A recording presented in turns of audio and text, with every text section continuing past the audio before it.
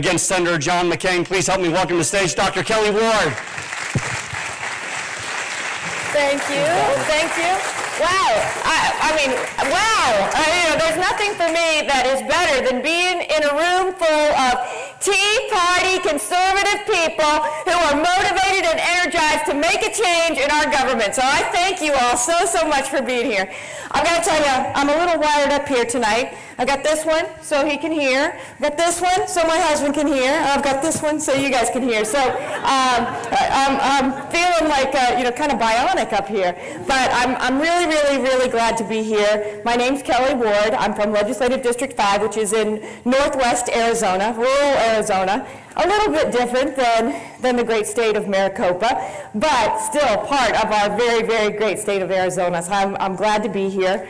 Lots of things. There are some familiar faces out there, but I don't know everybody here very well. So I want to just kind of get to know you a little bit and let you get to know me a little bit.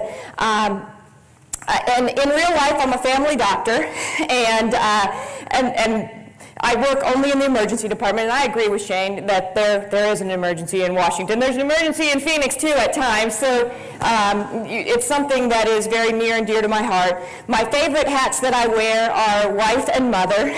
My husband, Mike, is here. He's does so much for me. He's over here. He's a newly elected chair of Mojave County, just so you guys know, GOP chair of Mojave County.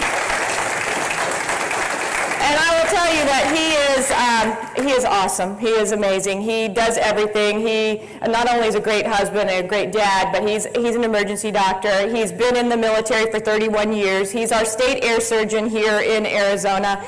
He was one of those kids who didn't know what he wanted to be when he grew up, so he went out and he enlisted, but he came home and told his parents, "Hey, Mom and Dad, guess what I did? I joined the Air Force." And they were like, "Whoa!" And it's been a great ride ever since because we're a very patriotic family. The military is very important to us, and our veterans are very important to us, and so that's something that we're really connected with that part of our country. Our kids, we've got 3 kids. We've got Nick, Katie, and Cameron. Nick just turned 21 this week. Katie will be 19 in April, and Cameron is our baby. He's 17. He's still in high school. He's the only one still at home, but they're all wonderful kids. We are definitely blessed to have them. Couldn't imagine life without them. Now, another part of the family, which is a little bit different than some people have, we have both sets of our parents living with us at our house. So my parents, my mom and my stepdad, live in our house with us, and my mother and father-in-law live in our little casita that we have with our house. And so we have a Ward compound that we love, and really people will say, "Oh my gosh, what is it like having your parents and your in-laws both there?" But it is really the most wonderful thing ever. It's been great for our kids to be able to have this great relationship with their grandparents. I don't know that they always realize how great it is. That later in life, I know they're going to realize it, but sometimes they think there's a lot of old people, us and them. We're always around underfoot and getting in their way, taking up their space. But we are very blessed. And the reason I mention so much about my family is that I would never be here where I am without my faith, my family, and my friends. And so my family has been instrumental in everything that I've done so far in my life, and especially in my political life. Now, I'm going to get to that because people say, "Oh, you're a doctor. Why did you leave the practice of medicine and jump into this kind of cesspool of politics? What made you do it?" And I can tell you that before, earlier in my career, I've always been active in medical politics. So I was active as a medical student. Mike and I actually met in a medical student organization. We were both active in student politics because he was in medical school in Missouri and I was in medical school in West Virginia. So you wouldn't think that your paths would cross, but because of our shared interests and our shared goals and our shared desire to make our profession great, that's how we met. Well, and so I had some politics, but they were medical politics. I never thought I was going to run for office. Then September 11th happened, and I'm sure all of you can just kind of picture in your mind exactly where you were, exactly what was happening, exactly how really that whole day went for you. And I'm just the same. I can remember before that day, really, I was just kind of typical, get up in the morning, watch the Today Show, Katie and Matt were on, and I'd read magazines and cut out out recipes and, just do normal things. I was building a family, building a business, and politics really, and the world was kind of way out here. I was, really focused inward. And so that day, I can remember where I was, what was happening. And that night, Mike and I were still watching, the towers as they're falling. And our little daughter, she was little then, she came in and she's like, "Mommy and Daddy, why is this happening over and over and over again?" Because she didn't realize that it was just, she thought it just kept happening. And we had to pull ourselves away from the television, turn that off, because, and that's when it really hit me about that the world that I had been so blessed to grow up in, that I had such a wonderful childhood and adulthood, was going to be completely different for my kids. And what the heck was going on in the country and in the world that could allow something like that to happen? And so I had to really start to educate myself on what was happening. I had to start reading different things, reading different books, watching different television shows, watching different news, reading different, or listening to different programs on the radio, so that I could start to actually know what was going on. And probably like a lot of you, the more I knew what was going on, the more expectations I had for the people who were representing me. So then I'm getting into my activism mode, and I'm writing letters, and I'm making phone calls, and I'm sending emails. And mostly I'm disappointed in what I'm getting back, which is usually nothing. Occasionally a form letter that was about health or about the border or about, taxes, whatever I had written in about at that particular time, but it wasn't very personalized. And then every now and then I'd get a personal letter back that really showed that they actually read what I wrote and cared about replying. And so, I didn't really, I was kind of just that disappointed. Then what hit? Obamacare. Oh, and so as a doctor, I will tell you that Obamacare is just so offensive to me. That here comes this federal government program that wants to take over my patients that I love, my patients, and my profession that I love, and turn it into some kind of socialized nightmare that is not going to increase access to care. It actually has decreased access to care. Not going to increase quality of care, that's for sure, that we've shown that. And the cost of health care that we have seen, where this socialized program is supposed to save money, the costs have just skyrocketed out of control. And so when Obamacare came, I was like, what is happening here? What is going on?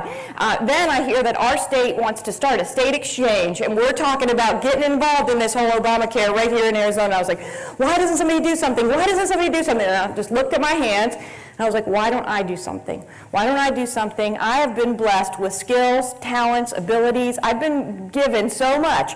And why am I hoarding it to my family or to my patient population? There might be something that I could do for the greater good, for the state of Arizona. And so that's what put me kind of on that path to consider running for office. And I have to tell you, I think we need more normal-ish people who run for office, because I will not claim that anybody who runs for office is normal. I will say normal-ish, but I will not say normal. We cannot be completely normal to put ourselves out there and put our families through the things that happen when you run for office. But more normal kind of people need to be in office. And for me, with Obamacare, I wanted to have more people that were from in the trenches, doctors, nurses, healthcare people, patients even, who have expertise in the healthcare system that's not just theoretical from the ivory towers and theoretical from, I think it will be better if we do this, but they've never touched a patient. And so that's why I decided to run. I decided to run for the Senate in particular because at the time when I ran, there were two very liberal, very progressive doctors that were in the House. And they were looked to as the experts on health care by everyone in the legislature, by all of the members, by the lobbyists, by all of those people. And their perspective is much different than many of the people who are practicing. One, Dr. Meyer's still there. He hasn't ever practiced in Arizona, but he had the corner on that expert market. And I wanted to have a conservative voice, a person who believed in the free market, somebody who thought that we had better ideas about what we can do with health care. With Obamacare, there's all these people that say, well, you want to get rid of it, but what do you want to replace it with? Well, as a doctor, whenever you have a cancer, you cut it out. You don't put something in its place. You just cut it out and you get rid of it. And that's what I want to do with Obamacare. And thank you. And that's not just to say I don't want to do anything. Of course I've got ideas, so don't get that liberal mentality from the media. Oh, you're just the no guy, you just want to get rid of everything. No, I would like to replace it, well, I'd like to do something completely different. I would like people to have health savings accounts where they have money that's tax-free that they can spend on things that they want to. If you want to go and you want to buy cough drops at the store because you have a cough, you should be able to use that money. You shouldn't have to get approval from some insurance company to tell you what you need and what you want. So health savings accounts are a big, big part of it. Also, catastrophic care policies, or major medical policies, they're called. So therefore, people who have actual emergencies. So you buy them, just like all insurance. Right now, what we have in the healthcare world is not insurance. What we have for health insurance now is something you buy and hope to use. Well, insurance, I mean, if you buy car insurance, you don't hope to use it. You don't hope you wreck your car just to be able to use it. You don't buy life insurance and hope you get to use that. So we need to get out of that mindset. The major medical type policy is something that if you have a car accident or you develop a bad disease, you develop cancer or something chronic, even pregnancy, which is not something that happens all the time, but that should be covered under a major medical or catastrophic policy.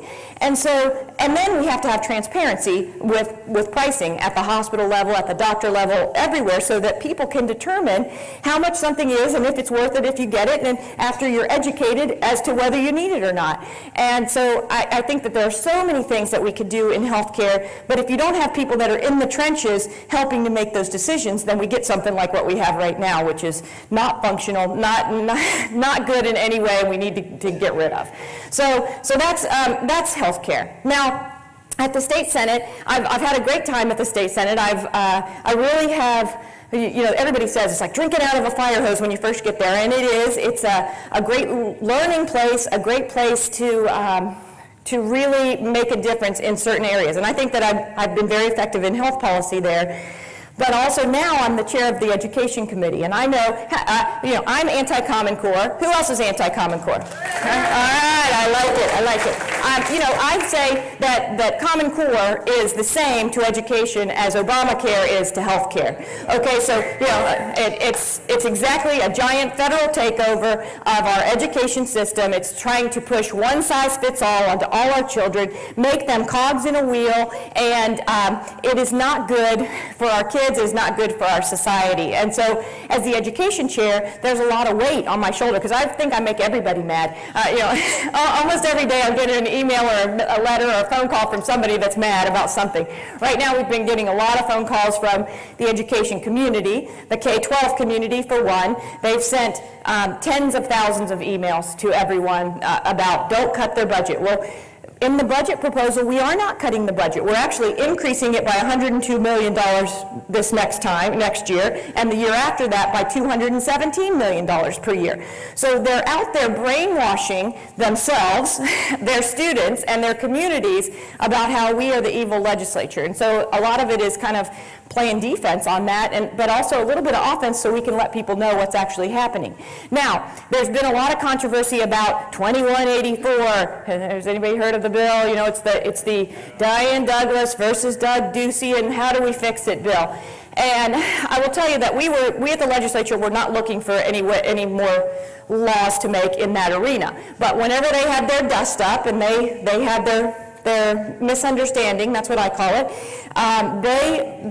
both sides reached out to the legislature and said, we'd like to find a legislative fix to this so that it doesn't ever happen again. We need unity among these executive branch offices, especially when they're all held by Republicans. We don't need infighting. How do we fix it? And so we've been working and crafting the language. It's been through the Education Committee. Basically what was decided with the full approval of the superintendent was that the two employees of the State Board of Education would be employees of the State Board of Education. The other 800 plus employees of the Department of Education are under Diane Douglas, under the Superintendent of Public Instruction. There's been no change in the policy-making ability. There's been no change in her executive title. She's the executive officer of the Department of Education.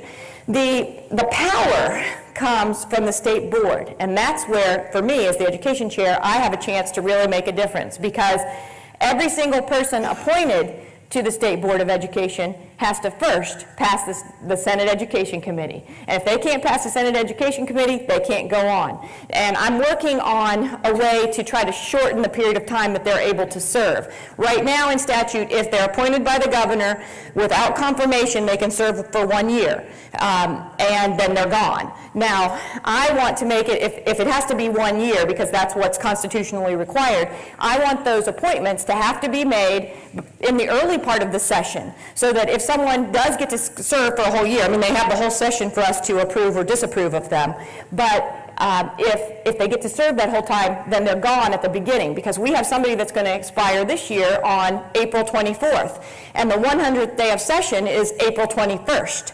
So if we are out of session, then we're going to have a vacant spot that the governor can appoint another person that can serve for a year that may or may not get confirmed. And so we have to stop that process. We can't allow that to continue to happen. So I'm working on stopping that process. But this year, I should get 5 nominees that are coming to the board. Now, the disappointing part is one of them has to be a university president. And so yeah, I'm thinking that most of the university presidents are going to be pro-Common Core, but so it may take us a couple of years to get that board in the shape that we would like to see it in. But there's still 4 other nominees that we have a chance.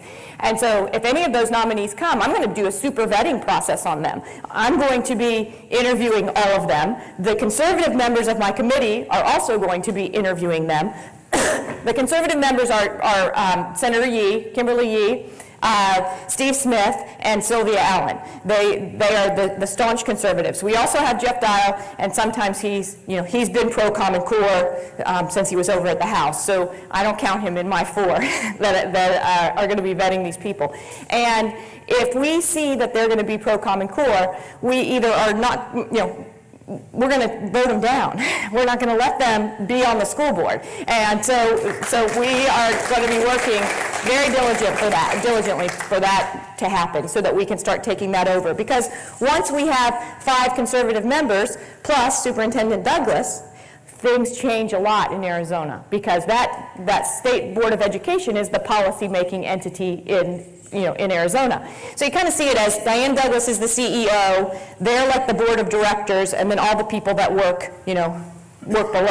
The school board has 2 people, and Diane has all the 800 others that work for her. And so if she wanted to fire those 2 employees, she would have the 5 other board members that supported her in that, and that could happen. So know that we are truly fighting Common Core down there, and that really there's a united front among the conservatives. That we are always looking for every opportunity. They passed a bill in the House to flat out get rid of Common Core. Was anybody at that testimony? Anybody go? Yep. Very good, very good. And very good. Yeah, 2 great people out here. Now, we'll see. They're 2 great Common Core, anti-Common Core, Common Core fighters, both of them. And I don't know if you've heard anything from the governor's office yet. No? No? So I'm hoping that one of them or both of them would get the nod from the governor's office, but I haven't seen any nominations yet.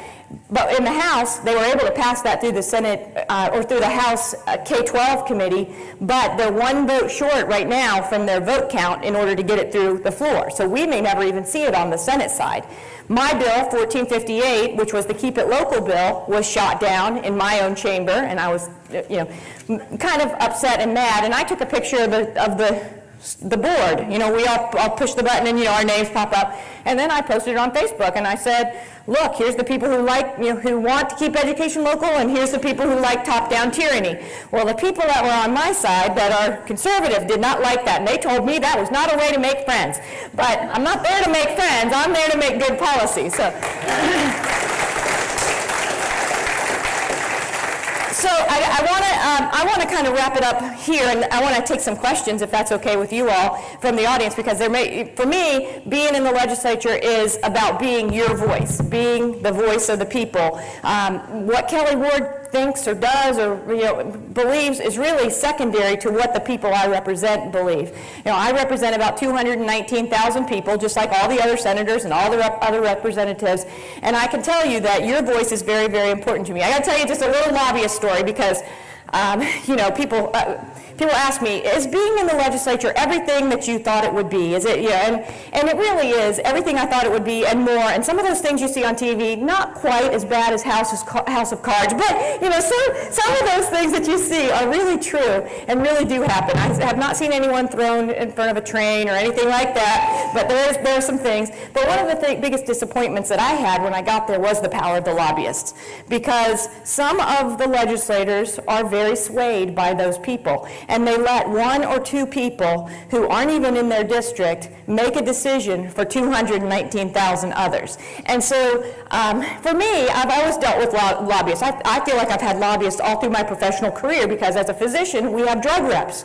If anybody's been to the doctor, you guys have probably seen a drug rep. They have their little case, and they've got their flyers and other things, and they come back and they talk to the doctors. And they're generally beautiful people, and they do have some very good information. They've got good information, but for me, you have to always remember they're trying to sell you something. That's what their job is, and the lobbyists are kind of the same.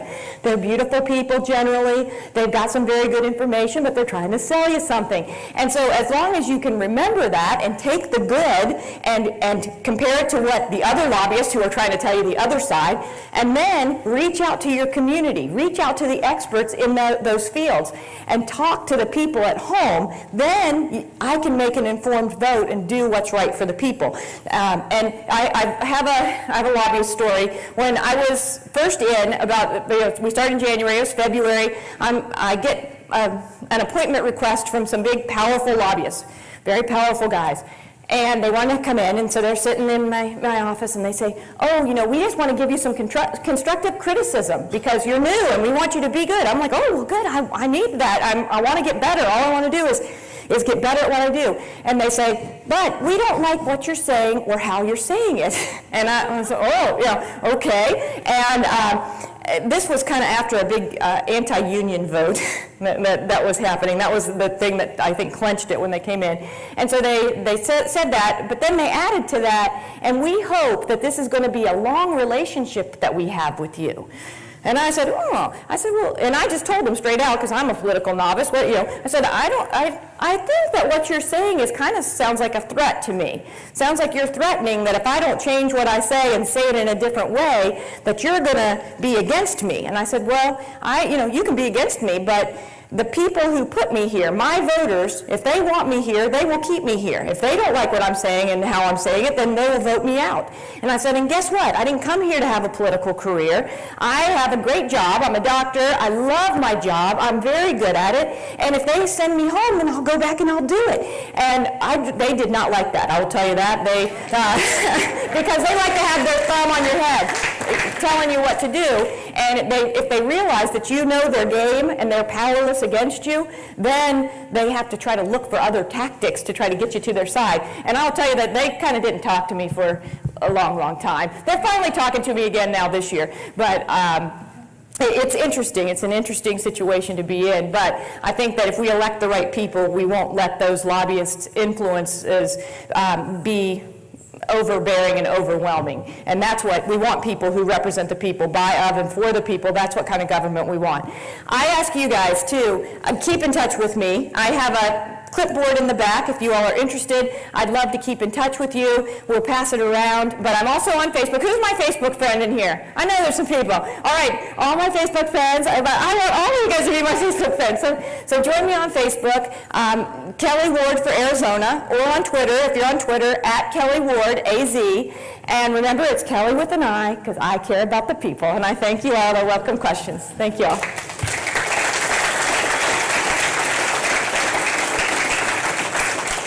Thank you, Senator Ward.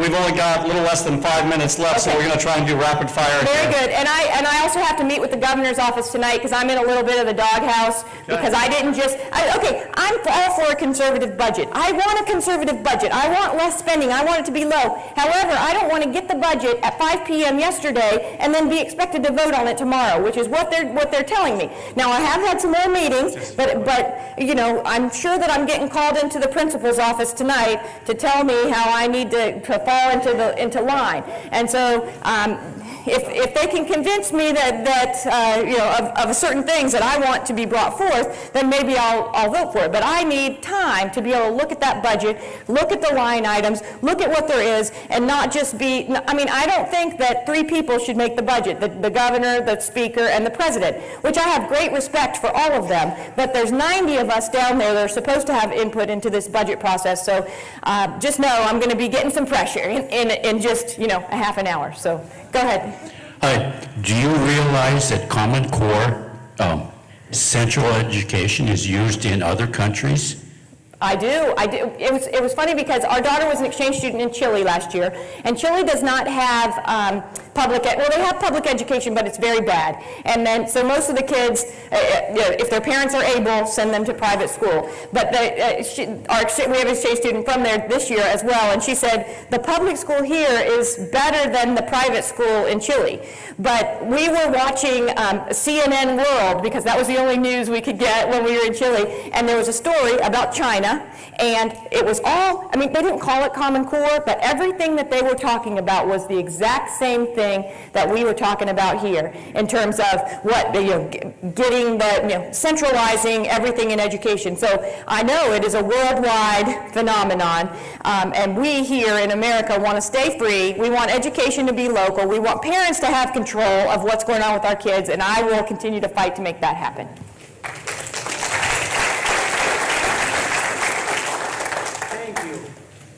Okay. Shane's in charge of the camera. Of the question, microphone. I'm only in charge of these.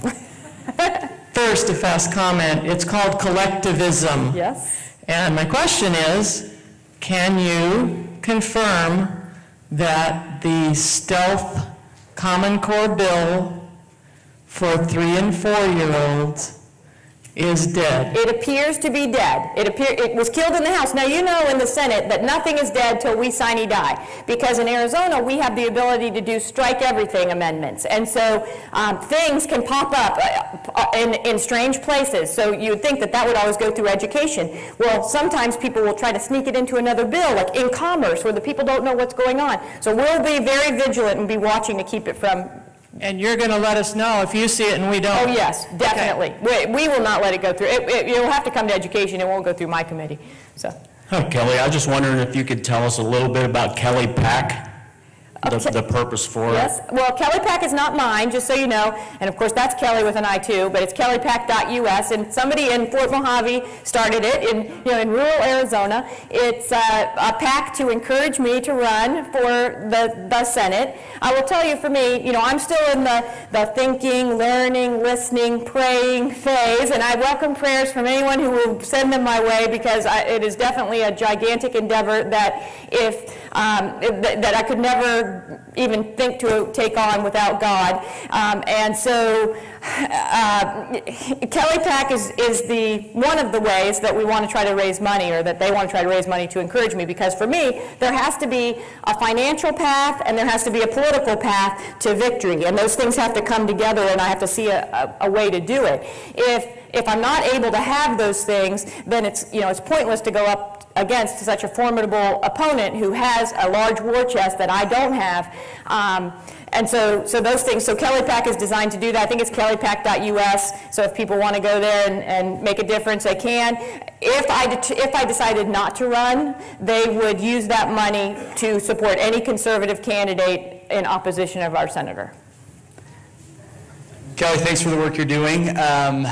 You recently co-sponsored a bill with Sylvia Allen that is going to help stop the very deep pockets of John McCain and his corrupt... Are you talking about the proxy bill? Corrupt movement of proxies. How is that going? Where's that at? It's going slowly because our party, I'm sure not everybody in here is a Republican. Maybe you are, but it's a Tea Party, so I can't assume that. But in the Republican Party, we're fighting with each other, obviously. And so there are people who are down there saying, no, no, we don't want that. Well, they're the people that like to carry a lot of proxies, and let the party decide. But for me, what I've seen at the state party meeting is that whenever you try to do something, they say, oh, statute won't let us do that. Then when you try to change statute, they're like, hey, leave us alone, let the party do it. And so it's kind of been an argument, but I'll tell you, it's a slow go. If people get in touch with their senators, I think that it will have more chance of movement. It's kind of stalled right now because I don't know that there are enough of the conservative senators pushing it along to make it go to the floor. Where's Worsley on that one? Oh, I'm sure he's with the proxy people. I don't know. I mean, I haven't asked him, but he's usually on the opposite side of wherever I am. You know, we had the Real ID law today, the Real ID, and I voted against it, but he's all for Real ID and a national identification card, and I'm just not for that. I'm for securing the border. He's got a virtual fence bill. I think that the virtual fence is probably one tool in the toolbox in terms of securing the border, but everyone that I've seen that touts the virtual fence is for amnesty, and I am not for amnesty. I am for actually securing the border, actually following our existing law, and actually not rewarding people who broke our laws. Yeah.